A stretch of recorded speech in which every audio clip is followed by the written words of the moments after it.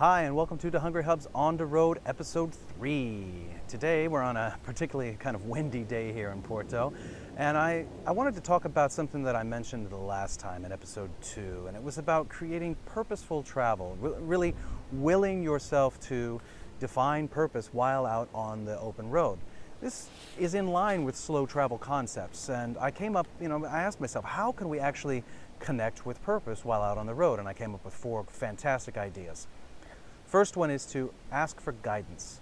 In this digital age that we live in, there's places like Meetup and Facebook groups and Couchsurfing and other places where you can connect with people who've actually gone out on the road and done slow travel and know what they're doing. I mean, travel doesn't exist in a vacuum, so why would we presume that we know all of the answers before we try this thing?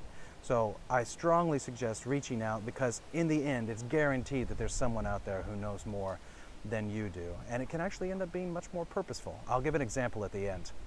The second concept is to let go of fixed plans and concepts. Now, let's be honest, you need to have plans when you're out on the road, but you don't want those to distract from you creating your purpose and defining meaning from that purpose while you're out on the road.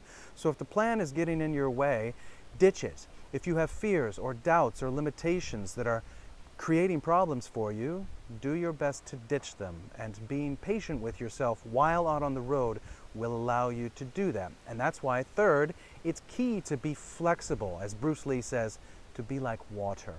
Sometimes you allow the place to wash over you, and sometimes you allow yourself to just be washed away within the place. This allows for the unexpected, to be like water, to flow, to just be focused more on experience than anything else. At the end of the day, being like water, being flexible, can lead to things that you wouldn't necessarily expect, and that's a super exciting component of this. And finally, seek to be at peace.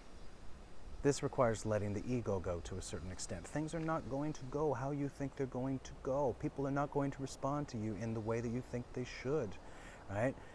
What is the experience actually teaching you? Are you learning from it, or is it creating stress and drama within your own heart or your own spirit? If it is, examine that and ask yourself why it's doing that. So let me give you a prime example of when I was preparing to travel in Malaysia, a long time ago actually. I, number one, asked for guidance. I reached out on Couchsurfing, and I ended up speaking with a person who was asking about cities and where I should go and what was appropriate and how long to spend time and what was an absolute must-see and a number of different things. And this person was, of course, kind. And the next thing I know, I meet up with them, and they're offering me, number 2, something that was completely against my fixed plan or concept, offering me an opportunity to speak at a conference within education, which is what I used to do back in the day. And holy cow, next thing I know, number 3, I'm flexible, I'm a lot like water, I'm getting invited to other conferences as a result. I'm talking to other people about what I'd learned and known.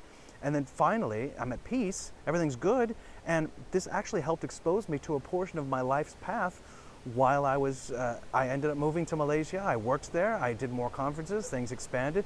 It was good.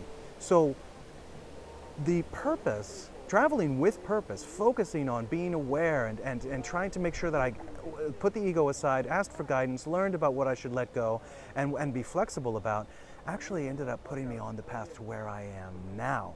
So for me, I feel like this is kind of a success story in achieving or perceiving slow travel prior to actually talking about it with other people, just like I kind of do in my expat series, DaHungryHubs Uncut. It's a completely different thing, but at the same time, like all of these things that I learned before by being willing to gain from the experience have led down to where we stand now. So at the end of the day, connecting with purpose as part of your slow travel path is key. It's part and parcel. It's a significant component, and I think that each of these 4 ideas that I've talked about can be extraordinarily useful as you decide to pursue that. We're going to dig more as time goes by into more of these ideas. As always, if you have any questions, I'm happy to communicate regarding those. And until next time.